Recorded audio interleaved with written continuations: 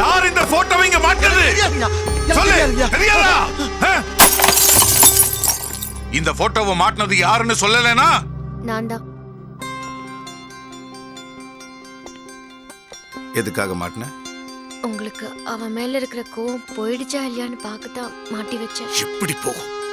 ஆயுசுக்கு அவன் மேல கோவம் போகாது. அவன் ஒரு கொலைகாரன்னு தெரியல உனக்கு. கடைசி வரைக்கும் அவனை சேர்த்துக்க மாட்டீங்களா? அப்படின்னா ஒருவேளை மாதவன் திடீர்னு வந்துட்டானா? கொன்னுடுவேன். என் கையால நானே சுட்டு கொன்னுடுவேன். என்ன இந்த வீட்டுல கொலை இவ்வளவு மலிவா போச்சு? டேய், என்ன பண்ற? கண்ணாடியை பொறுக்கிட்டு இருக்கணும். குழந்தைங்க கை கால குத்தி யாருக்கு ஒன்றாயிடக்கூடாது பாருங்க. அதான் எடுத்து குப்பையில போடலான்ட்டுங்க. கரெக்ட். கண்ணாடியை குப்பையில போட்டுட்டு இந்த போட்டோவை எரிச்சிட்டு.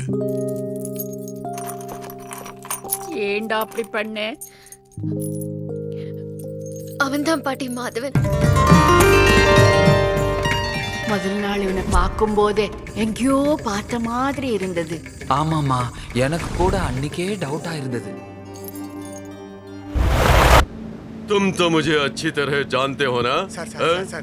சார் கோவப்படாதீங்க. ஆதவன் என் கூட டெய்லி டச்ல தான் இருக்கான். அந்த ஜட்ஜுக்கு ஆயுசு கட்டி மிஸ் ஆயிட்டே வரான். ஆனா நீ அல்ப வயசுல போயிடுவே, பரவாயில்லையா? சார், ஆதவனை பத்தி உங்களுக்கு தெரியாது.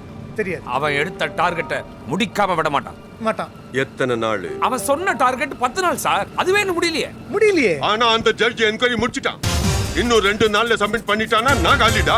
இடியட். சார் ஆதவனுக்கு எப்பவும் எதுலயும் தான் மாட்டிய கூடாது கரெக்டா இருக்கும்.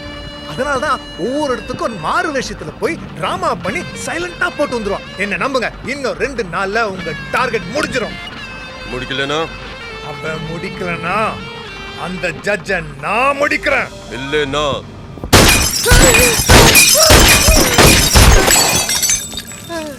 only 2 days.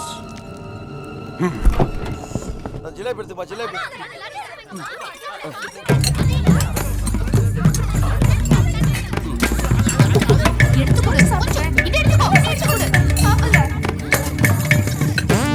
டேய் மாப்ள, சாப்பிட்டது போது நிப்பாட்டா, வயிறு வலிக்க போகுது. ஏய், இரும்பு. என்னம்மா? அம்மா.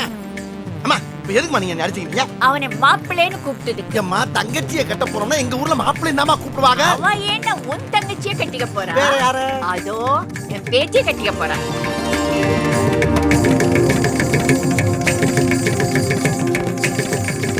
அப்ப எல்லாம் பிளான் பண்ணி பண்றீங்க அம்மா. என்ன இருந்தாலும் மாமாவை நீங்க அடிச்சிருக்க கூடாது. ஆகா, இது எதுக்கு? அவர் மட்டும் இல்லைன்னா நான் அந்த வீட்டுக்குள்ளே வந்திருக்க முடியாதுல்ல. ஏன் பானர்ஜி, 10 வருஷமா நீ எங்களுக்கு தெரியும். அப்பெல்லாம் விட்டுட்டு கல்கத்தாவுக்கு தான் கூட்டு வந்திருக்கிய. ஏன் அப்படி? அவர் தான் சொன்னாரு. என்னன்னு?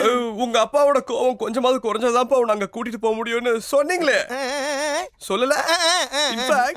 என்ன இந்த குடும்பத்துல சேர்க்கறதுக்காக தன்னையே தாழ்த்திக்கிட்டு ஒரு வேலைக்காரனா இங்க வந்து சேர்ந்திருக்காரு. இத்தனை வருஷம் ஆகி ஒன்னு ஆலையேன்னு மனசு கஷ்டப்பட்டு மாமா ரொம்ப ஃபீல் பண்றாரு.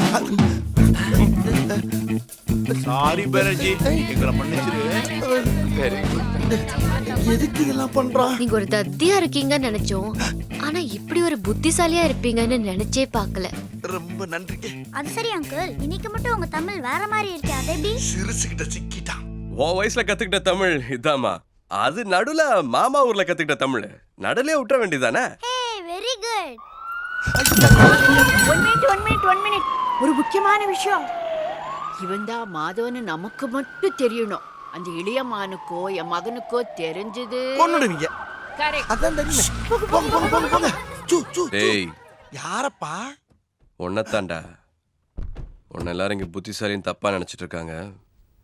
அது அப்படியே மெயின்டைன் பண்ணு. என்ன? சரிங்க ஜமா. எச்ச பிளேட்லாம் காய்து எடுத்து வை. இந்த இப்ப எடுத்து.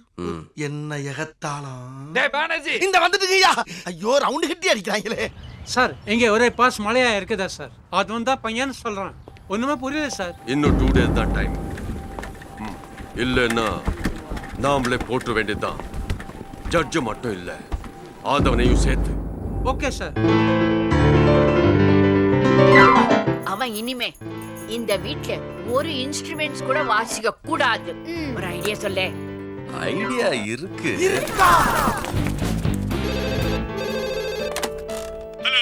மிஸ்டர் இளையமான், கிட்டார்ல பாம்பு வச்சு ஜட்ஜ கொலை பண்ண ட்ரை பண்ணுவேன் நான் தான். சாரி, அனாவசியமா ஒன்ன சந்தேகப்பட்டாங்க. அட பாவி மக்களா, அவன் உண்மையை சொல்லிட்டு போறான். ஜட்ஜு குடும்பமே நம்பாம சிரிச்சு சந்தோஷப்படுத்துகிறே. நான் ஏன் மாட்டிக்கிறேன்? ஐ அம் வெரி கிளவர். குட். ஆனா உன் மியூசிக் ஆர்வத்துல அந்த பியானோல மட்டும் கை வச்சிராத. ஏன்? ஏன்னா இந்த தடவை பாம ஜட்ஜ் வீட்டு பியானோல தான் வச்சிருக்கேன். வாட்? ஆமா, அந்த பியானோவை வாசிக்கிற நிறுத்தினா அடுத்த செகண்டே வாசிச்சவங்க வெடிச்சு பீஸ் ஆகி சிதறிடுவாங்க. வாசிட்டே இருந்தா வெடிக்காது. ஆனா எவ்வளவு நேரம் தான் வாசிக்கிட்டே இருப்பேன். அதானே. இந்த உண்மை வெளியே தெரிஞ்சது அடுத்த நாளே நீ உயிரோட இருக்க மாட்டேன். நான் ஏற்கனவே பியானோவை வாசிக்க ஆரம்பிச்சேன். அப்போ ஓ சாவு உன் கையில தான். எனக்கு தலையே வெடிச்சிடும் போல இருக்கு. நிறுத்தினா நானே வெடிச்சிருவேனே. இப்பவே வெடிக்கிற மாதிரி தான் இருக்கேன். அந்த வெடி இல்ல, நான் கையை எடுத்துன்னு வச்சுக்க. வேணாம் சொன்னா நான் செத்துருவேன். எனக்கு வெறும் மியூசிக் பிடிக்காது. அட்லீஸ்ட் ஒலியும் வேணும். அதான் ஒளியும் இருக்கே அம்மா. ஒரு நல்ல ஸ்டேஜ் ஷோ பார்க்கணும். இப்ப பாருங்க.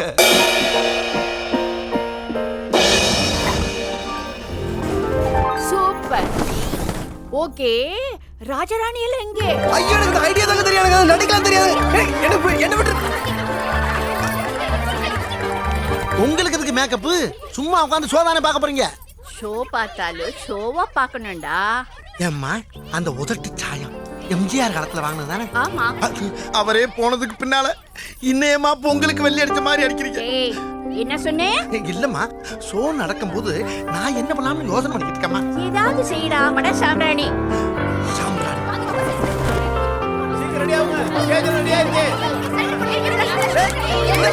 ஐயோ, நானே பண்ணிக்கிறேன்.